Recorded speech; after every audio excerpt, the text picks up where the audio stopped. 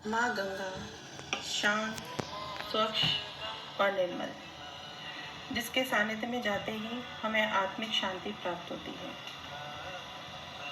कहा जाता है कि पुराणों में राजा भगीरथ ने घोर तपस्या करके अपने पूर्वजों को तारने के लिए गंगा को स्वर्ग से उतारा था और जिसे धरती पे लाने के लिए भगवान शिव ने अपनी जटाओं में धारण किया था।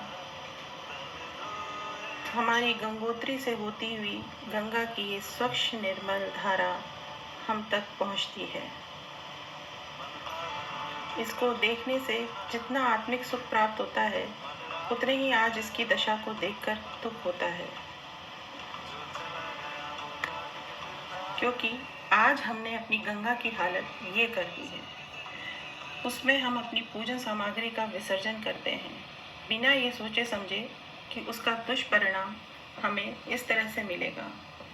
पूजन सामग्री हो या कोई भी कूड़ा करकट, जिसे हम नदियों में ये सोच के विसर्जित करते हैं कि ये तो उस जलाशय में घुल जाएगा, लेकिन ये उस जलीय जीवों की मृत्यु का कारण बन जाता है, क्योंकि ये सामग्री नष्ट होने में जल के ऑक्सीजन को सोख लेती है। अब आप स्वयं विचार करके ये बताइए, जिन माँ गंगा के बच्चों को हम इस तरह मारेंगे, उनका किस तरह से हम पे आशीर्वाद होगा। क्या माँ अपने बच्चों को इस तरह से मरता देखकर वो रौद्र रूप धारण नहीं करेगी? इतना कचरा हमने अपनी नदियों में बहाया है कि माँ गंगा अब हमसे क्रोधित हैं, और ऐसा ना हो कि वो भविष्य में विलुप्त हो जाएं। क्या आप और हम ये चाहते हैं? बिल्कुल नहीं। तो आइए आज हम इस विषय में बात करते हैं।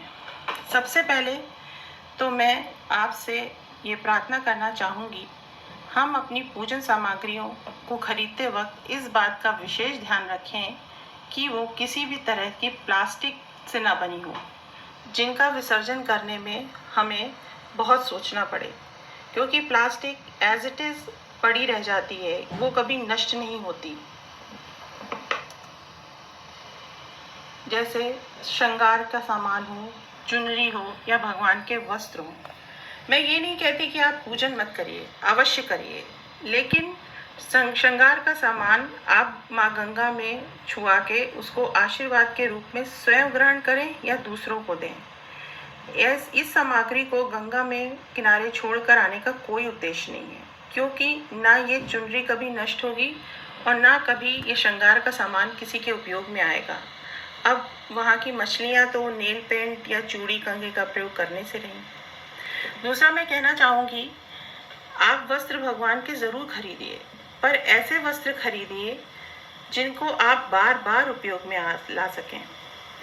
मैं ये कहना चाहती हूँ कि आप मैक्सिमम टू मिनिमम नहीं, मिनिमम टू मिनिमल में जाएं, यानी कि ज़्यादा से कम में नहीं, कम से बहुत कम में हमें जाना है, ताकि हमारे सामने ईश्वर के वस्त्रों के निस्तारण की समस्या को कम किया जा सके।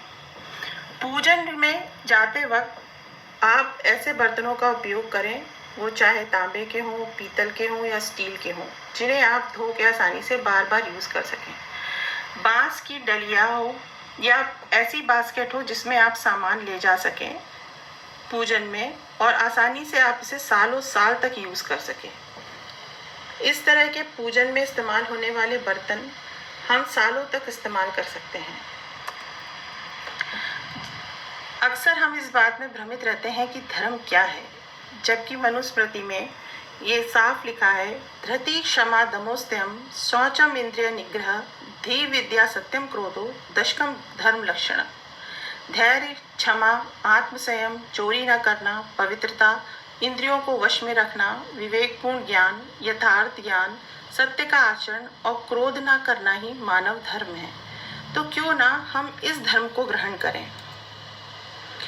पंचभूतों से बना हमारा ये शरीर हमें अपने पंचभूतों की पूजा और उपासना को सिखाता है। भगवान आस्था का विषय है, भय का नहीं। हमारे पंच तत्व वायु, अग्नि, जल, पृथ्वी और आकाश में ही ईश्वर है। लेकिन आज ये सभी प्रदूषित और नष्ट होने की स्थिति में है। नदी केवल जल ही नहीं, बल्कि प्रवाहित प्राण शक्ति है। आइए इस वीडियो को देखने के बाद हम सभी यह प्रण करें कि स्वच्छ निर्मल धारा हो उद्देश्य हमारा, गंगा घाटों पर विसर्जन से करो किनारा। धन्यवाद।